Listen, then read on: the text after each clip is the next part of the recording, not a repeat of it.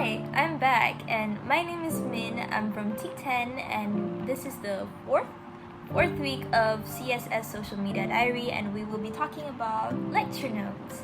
Having the skills to take your own lecture notes is important because it is your own notes, and you need to revise it. You need to memorize from those notes, and if perhaps you have different learning styles, like being a visual learner, you need to have mind maps, you need to colorize all of your different texts, and you need to highlight it properly, especially the main ideas, because usually we would not have time to go through all of the things that we have written.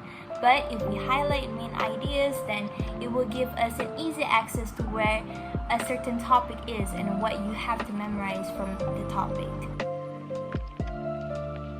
Thus, having good skills in taking your own lecture notes will give you yourself the benefit, and it will definitely help you in examinations or in your daily lives if you ever need to apply it. Thank you!